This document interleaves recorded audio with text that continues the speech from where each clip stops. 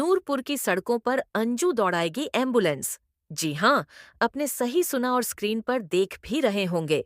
अब नूरपुर में 25 वर्षीय अंजू एम्बुलेंस में अपनी सेवाएं देंगी। रणजीत बख्शी जन कल्याण सभा के सौजन्य से चलाई जा रही पिछले 3 वर्षों से सभी उपकरणों से युक्त एम्बुलेंस का जिम्मा अब अंजू के हवाले किया है। सबसे पहले तो हम अपने मीडिया के जितने हमारे बंधु यहाँ पर आए हैं और हमारी रंजीत बख्शी जन कल्याण सभा की संस्था के हमारे जो मेंबर्स यहाँ पर आए हैं, हम उनका हार्दिक स्वागत करते हैं, अभिनंदन करते हैं। इससे पहले कि मैं कुछ भी कहूँ, मैं हमारी संस्था की ओर से और नूरपुर के क्षेत्रवासियों की ओर से हम लोग एक शोक और एक रोष दोनों प्रकट करना चाहते हैं पहलगांव में जो आतंकी हमला हुआ उसके खिलाफ। आप जानते हैं कि आज भी यहाँ पर नूरपुर बाज़ार में, जसूर बाज़ार में एक विरोध प्रदर्शन उसके लिए किया गया और मेरा मानना है कि ये हमला जो है कि कोई छोटा-मोटा हमला नहीं है।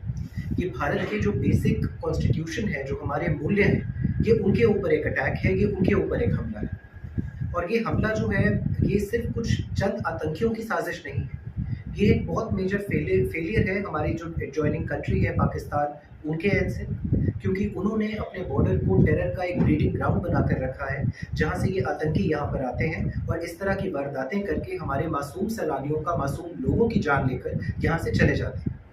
लेकिन साथ ही साथ यदि हम उनकी तरफ फिंगर्स पॉइंट करते रहे तो हमें अपने अंदर भी झाँक कर देखना होगा। हमारी सिक्योरिटी एजेंसीज़ का, हमारी नेशनल इंटेलिजेंस एजेंसीज़ का भी ये एक फेलियर है और हम जितनी जल्दी इस फेलियर को रिकॉग्नाइज़ करें, शायद उतनी ही जल्दी और उतने ही बेहतरीन तरीके से हम अपनी सुरक्षा व्यवस्था को और बढ़ा पाएँगे।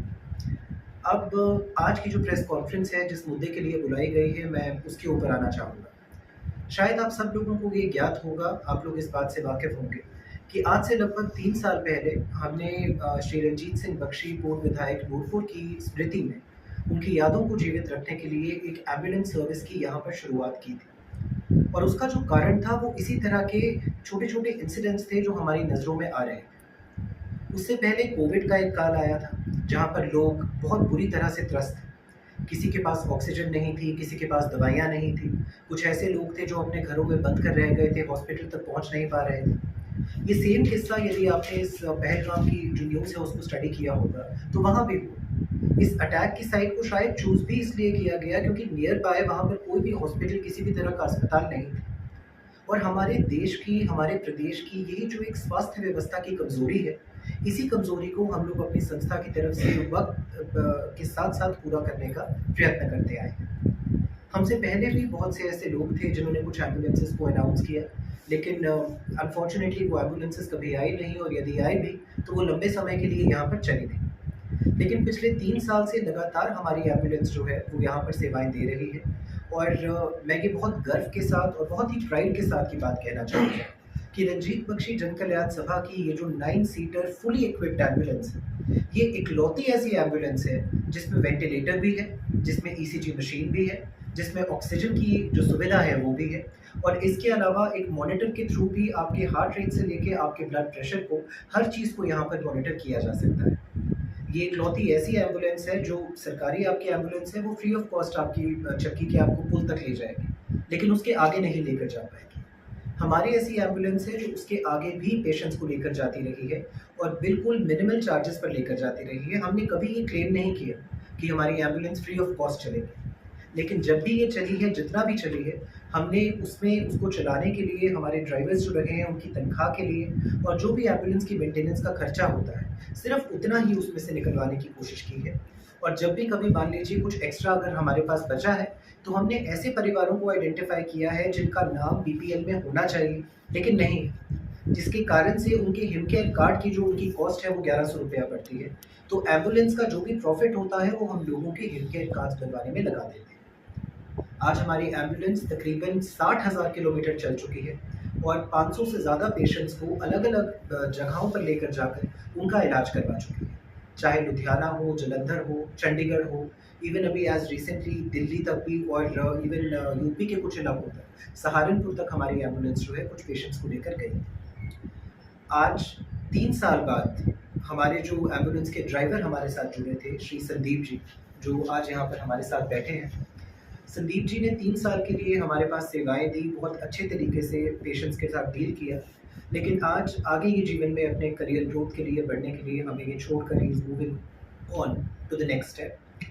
इनके जाने के बारे में जब इन्होंने हमें बताया तो हमारे मन में यही था कि हम एक फेयर और ट्रांसपेरेंट तरीके से इंटरव्यूज़ कंडक्ट करेंगे और इंटरव्यू में और एक ड्राइविंग टेस्ट के बाद जो भी व्यक्ति सही तरीके से एक प्रॉपर नॉलेज के साथ, एक्सपीरियंस के साथ निकल कर आएगा, उसी को हम अपनी एम्बुलेंस की जो चाबियाँ हैं वो सुपुर्द करेंगे। और आज हमें ये आपको बताते हुए बहुत गर्व हो रहा है, बहुत खुशी हो रही है कि हमारे साथ में यहाँ पर अंजू देवी जी बैठी हैं।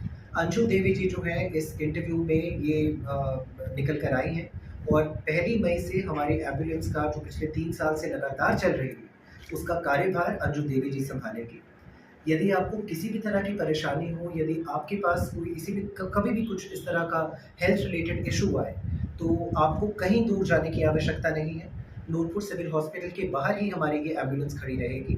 9 टू 5 अंजू देवी उस पे रहेगी और उसके बाद वहाँ पर आपको एम्बुलेंस का नंबर लिखा हुआ मिल जाएगा, चाहे रात के 10 बजे हो, 2 बजे हो या सुबह के 4 बजे हो। आपकी सेवा में हमारी एम्बुलेंस और हमारी एम्बुलेंस के नए ड्राइवर बिल्कुल पिछली बार की तरह, पिछले ड्राइवर की तरह ही हमेशा हाज़िर रहेंगे। अंजू देवी जी ने एचआरटीसी से जो है अपनी हेवी व्हीकल की ट्रेनिंग कंप्लीट की है और इन्होंने जो है कुछ बड़ी गाड़ियाँ पहले भी चलाई हैं। हमने इनका ड्राइविंग टेस्ट भी लेकर देखा।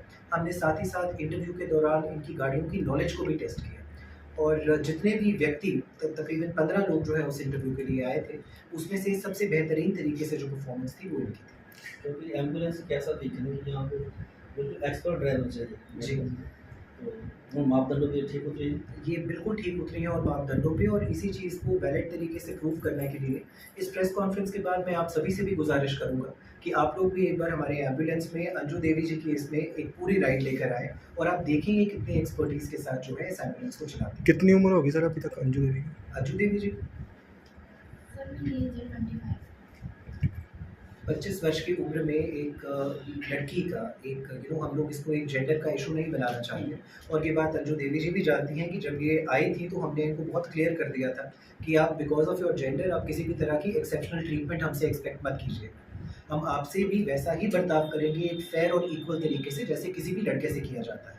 यदि रात को 2 बजे आपको आना पड़ा तो आप 2 बजे आएंगे और ये इनकी हिम्मत है, इनका जज्बा है कि ये इस चीज़ के लिए कम्प्लीटली तैयार होंगे और हमें बहुत गर्व है आज अपनी मातृशक्ति और नारी शक्ति के देखिए नारे तो बहुत लोग लगाते हैं, लेकिन एक्चुअली ग्राउंड पे उनके लिए करने का, उनके लिए एक एम्प्लॉयमेंट अपॉर्चुनिटीज़ को पैदा करने का जो काम है, हमारी संस्था ने चाहे अपने ब्यूटी पार्लर कोर्स के थ्रू किया हो, चाहे अपने सिलाई कोर्स के थ्रू किया हो और आज इसके थ्रू भी एक छोटी सी हमारी ये जो एक इंटरवेंशन है, जो हम एक अंजू जी के हाथ में अपनी एम्बुलेंस को सुपुर्द कर रहे हैं, इसके माध्यम से भी हम अपनी नारी शक्ति और उनकी जो एक क्षमता है अपने आप को निखारने की, अपने आप को सामने लाने की, उसको भी इस जज्बे के थ्रू सलाम करना चाहते हैं। एम्बुलेंस में एक तो मेरा ड्राइविंग जो है शौक है पहले, तो उसके अकॉर्डिंग मैं जो वहाँ पर सभी अपनी जो सेवा देना चाहती हूँ एम्बुलेंस में। क्या एक्सपीरियंस है इससे पहले हमने कौन कौन सी गाड़ी चलाई है? सर इससे पहले मैंने बड़ी गाड़ी चलाई है, पहले मैंने टैक्सी भी चलाई है, अपनी गाड़ी भी चलाई। मैं पर रोड पे बहुत बार गाड़ी चला चुकी हूँ अपनी। आपने ये प्रशिक्षण कहाँ से लिया है? हाँ जी सर। आपने जो गाड़ी चलाने का प्रशिक्षण लिया है सर वो मैंने जसूर से ली। एम्बुलेंस अंजू जी ऐसी चीज़ है जो आपको 3 लाख उसके लिए प्रिपेयर है, तो उसके लिए क्या प्रिपेयर है क्योंकि आपको रात को 2 बजे उठना पड़ सकता है। हाँ जी सर, उस पर तो सर ने हमें पहले ही बताया था ये आपके लिए, चाहे वो लड़का हो चाहे वो लड़की हो, काम तो आपको एक ही करना पड़ेगा जैसा भी।